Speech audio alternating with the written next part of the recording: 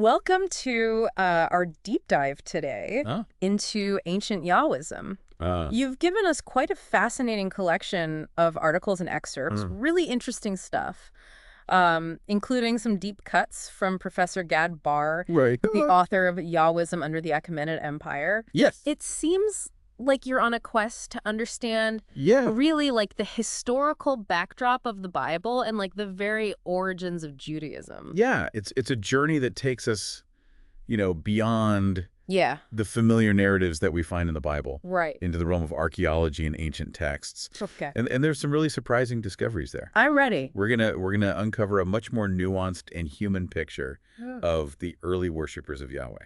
I am so ready to have some assumptions challenged. Oh, yeah. Where do we even begin with a history that stretches back centuries? Well, Professor Barr, he points out something really significant. Yep. When we look at the historical record. Yeah. Names like Abraham, Moses, Sarah, and Jacob, they're completely absent Really? until the very late 4th century BCE. Wow. And even then, they are extremely rare. That's wild. Those are like the cornerstones of biblical history. I know. What does that mean for our understanding of the Torah? Well, I mean, this absence throws a wrench into our traditional timelines, right? Yeah.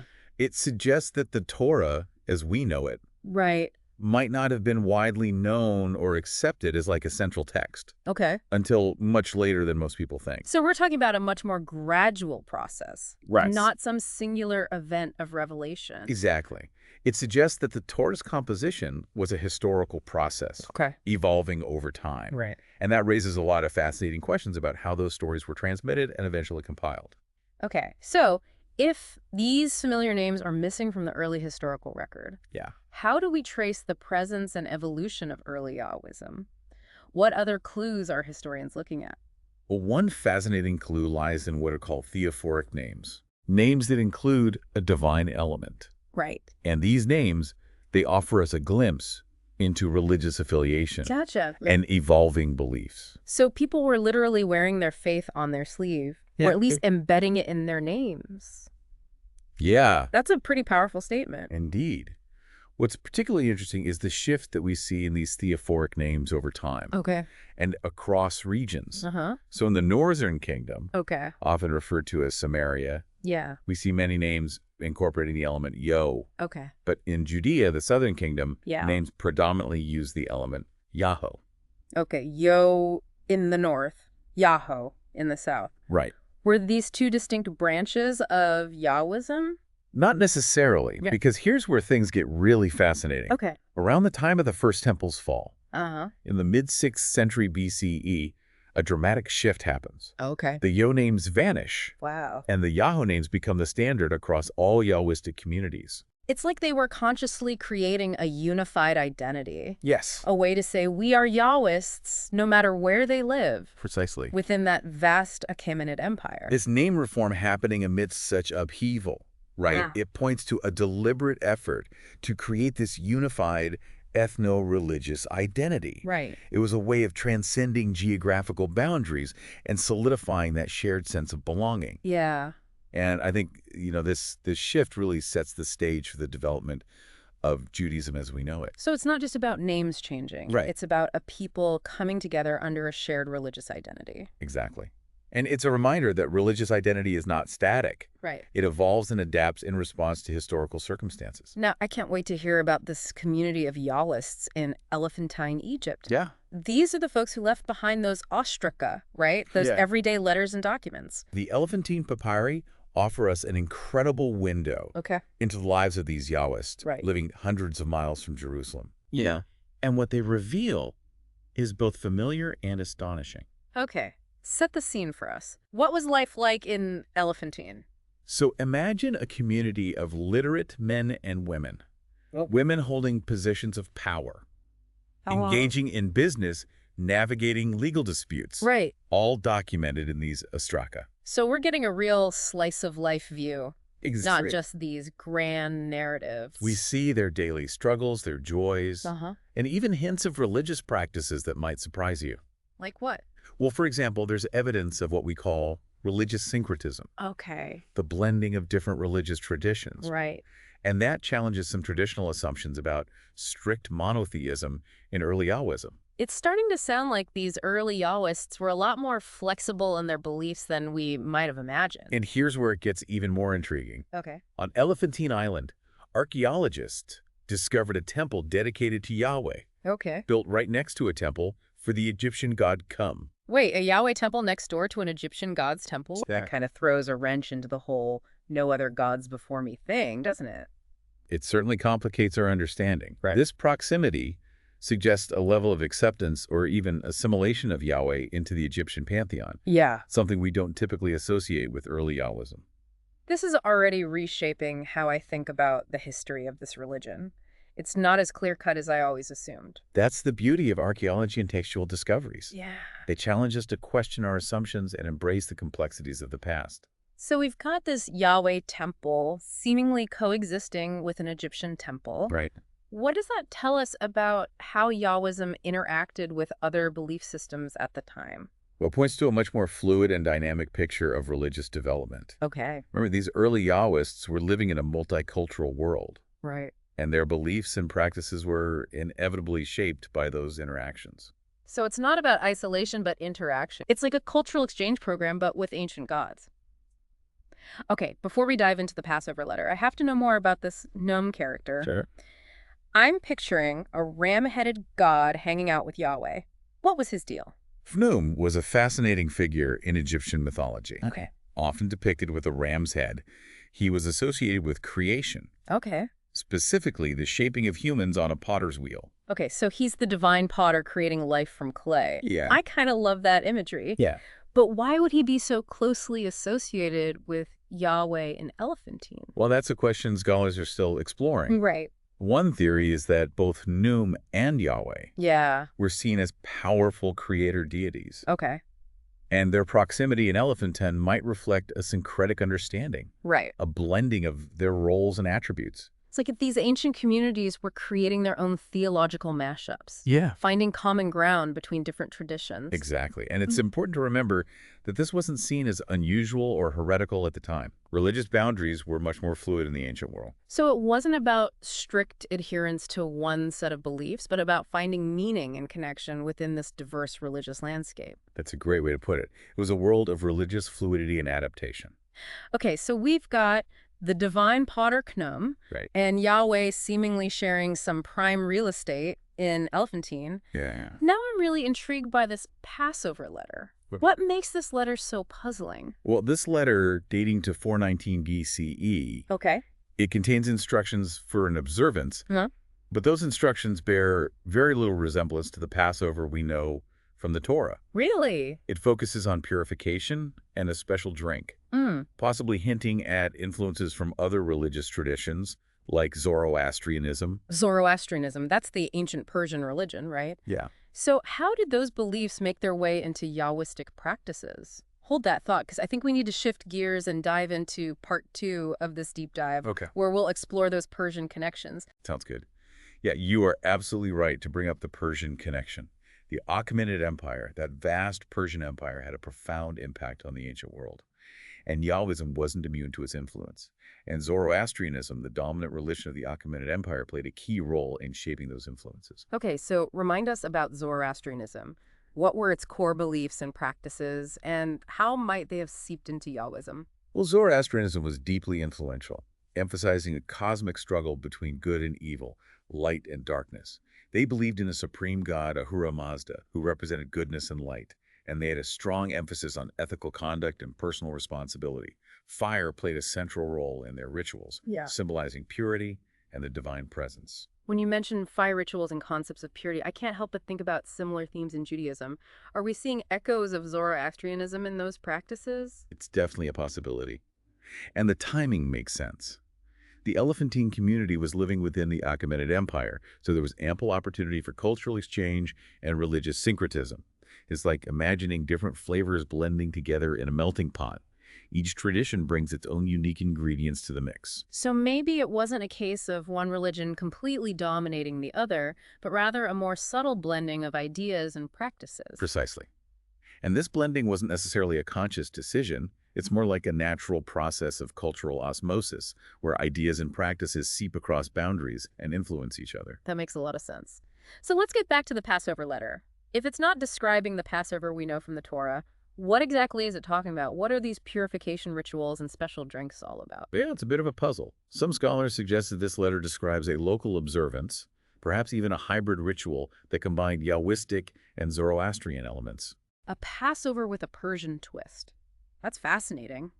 But it still leaves me wondering why they would need instructions for a yearly observance. Wouldn't they already know how to do it? That's a great point. And it's one of the reasons why this letter is so intriguing. It raises the possibility that the Passover we know might have evolved from earlier, less formalized rituals. Perhaps these earlier rituals were rooted in what we call apotropaic practices, actions designed to ward off evil or misfortune. So like a spiritual protection ritual. Kind of like how some people today knock on wood or throw salt over their shoulder to avoid bad luck. Exactly. And it aligns with some of the themes we see in the biblical account of the Passover, with the angel of death passing over the houses marked with lamb's blood. Okay, so that makes sense. But how does this connect to the Passover letter and all those purification rituals? Well, purification rituals are often tied to apotropaic practices. The idea is to cleanse oneself of any spiritual impurities that might attract evil or misfortune.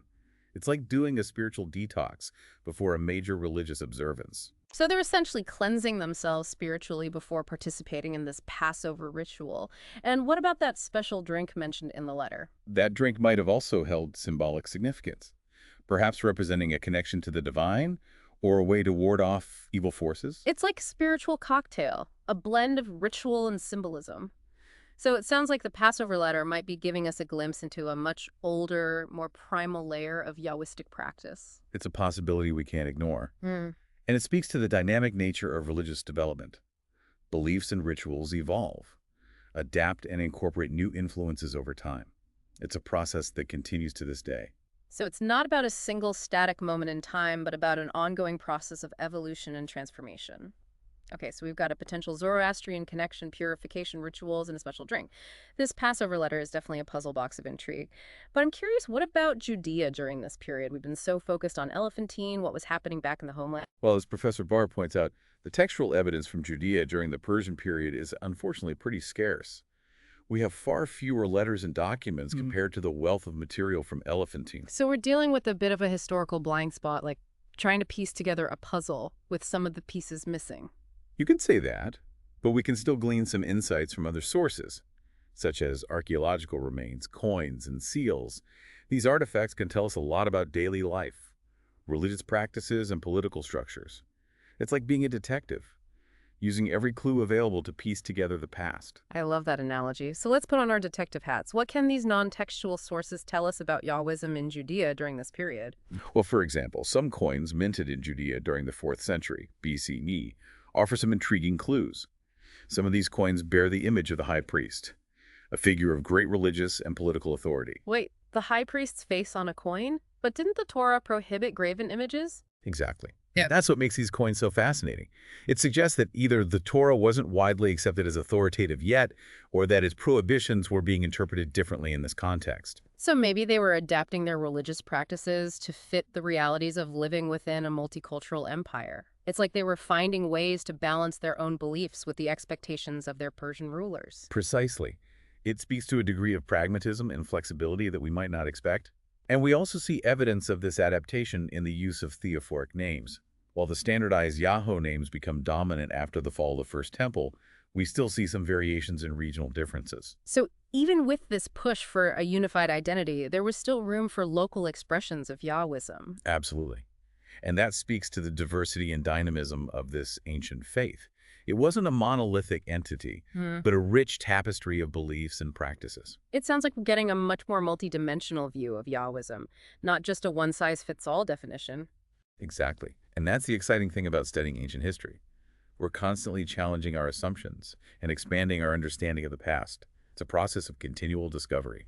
So we're seeing two different sides of the story here. Elephantine gives us this vibrant, up-close view of a community evolving within a multicultural setting. And in Judea, we see hints of similar processes, even though the evidence is more fragmented. And it's important to remember that these two communities, though geographically separated, were undoubtedly connected through shared beliefs, practices, and perhaps even communication. Imagine a network of Yahwistic communities spread across the ancient world, each with its own unique flavor, but bound together by a common faith. It's fascinating to consider how these communities might have influenced each other. Did they share ideas and practices? Did they view each other as rivals or allies? These are great questions. And unfortunately, we don't have all the answers, Right. but we can speculate based on the available evidence. It's likely that there was some level of communication and exchange between these communities, perhaps through traveling merchants or religious figures. I can just imagine these ancient travelers carrying not just goods and spices, but also ideas and stories that would shape the beliefs and practices of these far-flung communities. Exactly. It's like a network of ancient influencers, spreading their ideas and traditions throughout the ancient world. I love that analogy. Okay, so we're starting to piece together a more complex and nuanced picture of Yahwism during this period. But I have to ask about the political landscape. How did the Achaemenid rulers view these Yahwistic communities? Were they seen as a potential threat or just another group within their vast multicultural empire? Well, the evidence suggests that the Achaemenid rulers generally adopted a pragmatic approach to religious diversity. They recognized the importance of maintaining stability and loyalty within their vast empire. So they often allowed conquered peoples to practice their own religions as long as they didn't challenge imperial authority or stir up trouble. So it was kind of a live and let live policy as long as everyone stayed in line, kind of like a cosmic protection racket. That's a humorous way to put it. But you're not entirely wrong. The Achaemenid kings were savvy rulers who understood that religious tolerance could be a powerful tool for maintaining control. But did they ever actively try to shape or influence the beliefs of their subjects? Or was it more of a hands-off approach? That's where things get a bit more complicated. While they generally allowed religious freedom, they also actively promoted their own imperial ideology, which emphasized concepts like cosmic order justice and the divine right of kings. They were masters of subtle persuasion. So they weren't afraid to spread a little propaganda. Let's just say they were skilled at subtly projecting their imperial power and vision. And as we discussed earlier, some of their ideas, particularly their creation accounts and emphasis on cosmic order, might have resonated with Yahwistic thinkers and even subtly influenced the development of their own theological ideas. It's hard to resist a good story, even if it comes from your conquerors. It's like they were planting seeds, allowing these ideas to take root and grow within the fertile ground of Yahwistic thought. That's a great way to think about it. It's not about overt force, but about subtle influence, a gradual shaping of ideas and beliefs over time. This is all so fascinating. I feel like we've uncovered a hidden layer of history, a secret conversation happening between these two cultures. And that's the power of looking beyond the surface, of digging deeper into the past. We often find that things are not as simple or straightforward as they might seem. So we've got this fascinating interplay of tolerance and subtle influence. The Achaemenid kings were playing the long game, allowing religious freedom while simultaneously promoting their own imperial ideology. But now I want to delve into the heart of the Achaemenid Empire itself. What was life like in Persia? And how did their worldview and cultural practices shape their interactions with the wider world? To understand the Achaemenid Empire, we need to travel back to the 6th century BCE. Imagine a vast empire stretching from the Indus Valley in the east to the Aegean Sea in the west, encompassing diverse peoples and cultures. At the heart of this empire was Persia, a land of rugged mountains, fertile valleys, and a proud warrior tradition. So we're talking about a truly massive empire, a melting pot of cultures and traditions. It's hard to even fathom the scale of it. Exactly. And at the helm of this empire was Cyrus the Great, a visionary leader who, through military prowess and shrewd diplomacy, forged this vast domain. Cyrus was known for his relatively tolerant policies, allowing conquered peoples to maintain their customs and religions as long as they paid tribute and acknowledged his authority. So he was kind of a benevolent dictator, a ruler who understood that a stable empire required a degree of flexibility and accommodation. Let's just say he was a master of real politics. He knew that forcing his own culture and beliefs on his subjects would only lead to resentment and rebellion. Smart move. But what about his successors? Did they continue this policy of tolerance? For the most part, yes. The Achaemenid kings who followed Cyrus rulers like Darius I and Xerxes generally maintained his policies, though they faced challenges and rebellions along the way. Ruling an empire that vast and diverse is no easy feat. I can only imagine. It must have been a constant balancing act, trying to keep everyone happy. Absolutely. But the Achaemenid kings were skilled administrators and diplomats. They developed a complex bureaucracy to manage their vast territories and a sophisticated system of roads and communication networks to maintain control. So they were basically the ancient world's equivalent of a well-oiled machine, an empire built on efficiency and organization. In many ways, yes. And they also invested heavily in infrastructure projects like canals, irrigation systems, and royal palaces. To project their power and enhance their empire's prosperity, they understood that a strong and prosperous empire was more likely to remain loyal and stable. Okay, so we've got a vast empire, a tolerant ruler, and a sophisticated bureaucracy. But what about the people themselves? What was Persian culture like? Persian culture was a fascinating blend of influences, drawing from earlier Mesopotamian traditions as well as their own unique innovations. They were known for their horsemanship, archery skills, and elaborate court rituals. I'm picturing lavish banquets, intricate carpets, and fierce warriors on horseback. You're getting the idea. And their art and architecture reflected this blend of grandeur and sophistication. Think of the magnificent palaces of Persepolis, adorned with intricate carvings and reliefs depicting scenes of court life, processions, and tribute bearers from across the empire. It sounds breathtaking. But what about their religious beliefs? We've already touched on Zoroastrianism, but what were some of its key tenets? Well, as we mentioned earlier, Zoroastrianism emphasized the cosmic struggle between good and evil, light and darkness. They believed in a supreme god, Ahura Mazda, who represented goodness and light, and they saw their earthly king as his chosen representative, tasked with upholding justice and order in the world. So their king was like a divinely appointed CEO responsible for keeping the cosmic machine running smoothly. In a sense, yes. And they believed that by upholding truth, justice, and cosmic order, they were siding with Ahura Mazda in this epic battle. Yeah. They also placed a strong emphasis on ethical conduct, personal responsibility, and ritual purity. It was a religion that infused every aspect of their lives. So it was about personal piety and social responsibility. A religion that called on individuals to strive for righteousness in their own lives and to work towards a more just and ordered society. Exactly. And these beliefs permeated Persian culture, Yeah. influencing everything from their laws and governance to their art and literature. Wow. So we're talking about a deeply influential religious tradition that shaped the very fabric of their society. And as the Achaemenid Empire expanded, these ideas and practices spread throughout their vast domain, interacting with and influencing the beliefs and customs of the peoples they conquered, including, as we've seen, the Yahwists. So we've got this powerful empire with its own unique worldview and religious beliefs, and we've got these scattered Yahwistic communities living within its borders. And the evidence suggests that there was a significant degree of cultural exchange and mutual influence happening. It's like a dance, with each partner influencing the steps of the other. That's a beautiful way to put it. And by understanding the Achaemenid context, we can gain a deeper appreciation for the complexities and nuances of early Yahwism. We can move beyond simplistic narratives and embrace the messy, fascinating realities of history. This is why I love history. It's never a neat and tidy story. It's a tangled web of interconnected events, beliefs, and personalities, and often the most surprising discoveries come from the most unexpected places. Precisely. It's a reminder that our understanding of the past is constantly evolving as we uncover new evidence and re-examine old assumptions. Okay, we've explored the Achaemenid Empire, its culture, its religion, and its impact on the wider world, but now I want to bring it back to you, our listener. How does all of this change your understanding of ancient Yahwism and the origins of Judaism? What questions does it raise in your mind? Those are great questions to ponder. And as we delve deeper into this topic, I think we'll uncover even more surprises and insights that challenge our assumptions and enrich our understanding of this pivotal period in history. I'm definitely ready for more. But I think we need to take a moment to process all of this information. When we return for part 3, we'll explore some specific examples of how Achaemenid influences might have shaped Yahwistic beliefs and practices. And we'll examine the implications of these discoveries for our understanding of the Bible and the evolution of Judaism. Stay tuned. Welcome back to our deep dive.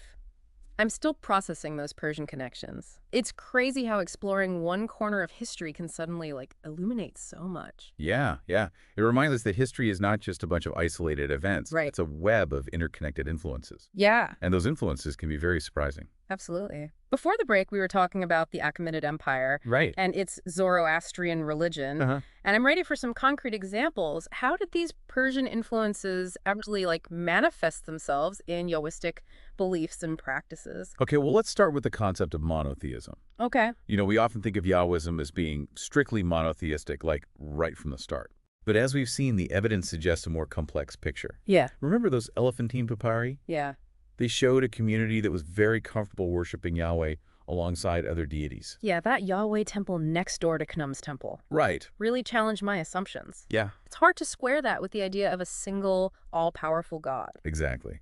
And While scholars debate whether early Yahwism was truly polytheistic or henotheistic, Right. Worshiping one god above others, Yeah. it's clear that the strict monotheism that we associate with later Judaism Right. emerged gradually. Okay.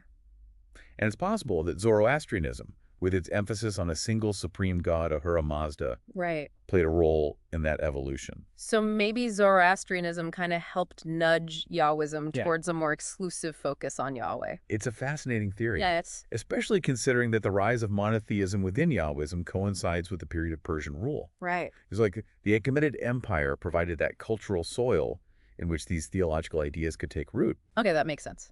It's not about direct copying, but about ideas circulating and influencing each other. Are there any other examples of this kind of potential Zoroastrian influence? Absolutely. Yeah. Think about the emphasis on angels and demons in later Jewish texts. Yeah.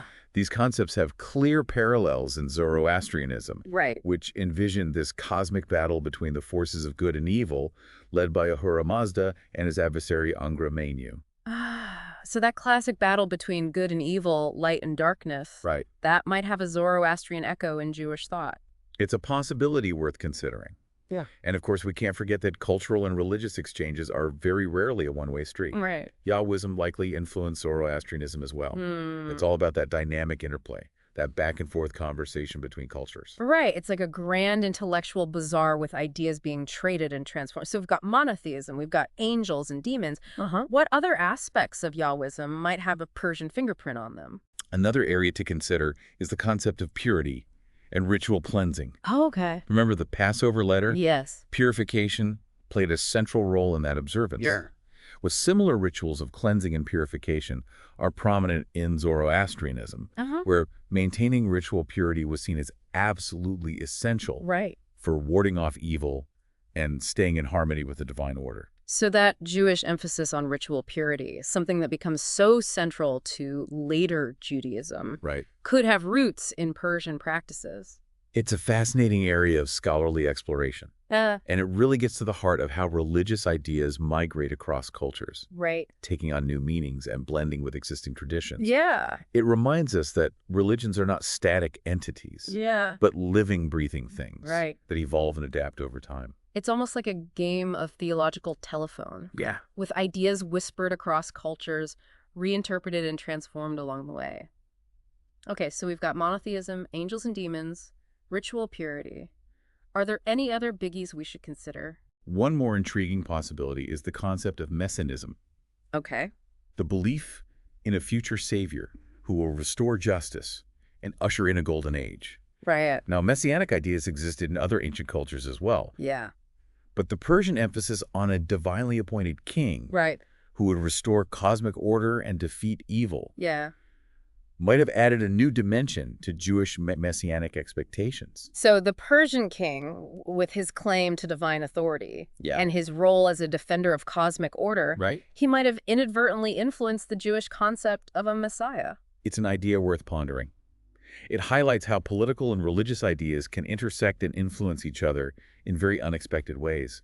And it reminds us that even the most powerful empires can leave behind a legacy that extends far beyond political boundaries. This is absolutely mind-blowing. It's like the Achaemenid Empire was this theological earthquake, sending tremors through the very foundation of Yahwistic thought. That's a powerful image, and it underscores just how significant this period was for the development of Judaism. Okay, we've explored these fascinating connections, but let's address the elephant in the room, the Bible. Okay.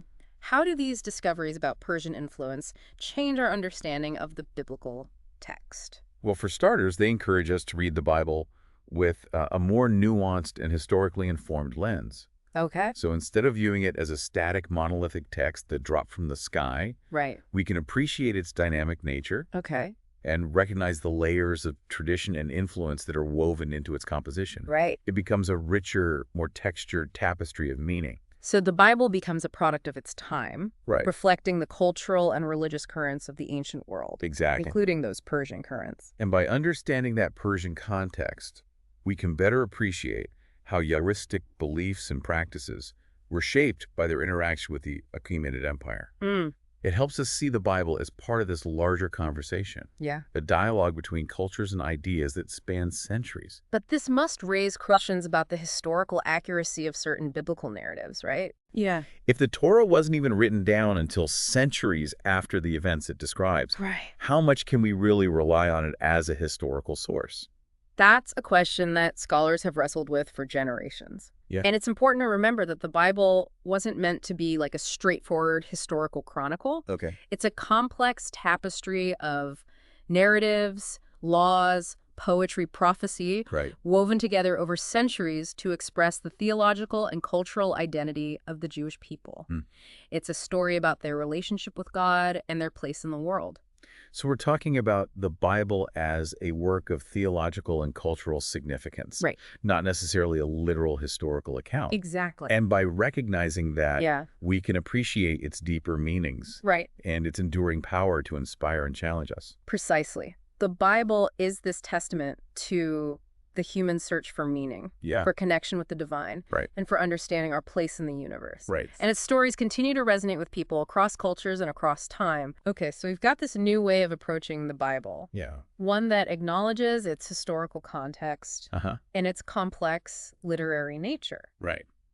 But how does all of this change our understanding of the very origins of Judaism? Well, it suggests that Judaism, like all religious traditions, Right. emerged gradually, Okay. evolving and adapting over centuries Right. through this complex interplay of internal developments and external influences. Yeah. It wasn't a sudden or monolithic creation, Okay. but this dynamic process of cultural and religious exchange. Right. Yahwism absorbed and transformed ideas and practices from its surrounding world, Yeah. including the Persian Empire. So instead of viewing Judaism as this static, unchanging entity, Right. we can see its dynamic, evolving nature and acknowledging the contributions of various cultures and historical periods. Exactly. It's a reminder that religious boundaries were much more fluid in the ancient world than we might imagine. Right. Ideas and practices flowed freely across cultures. Yeah.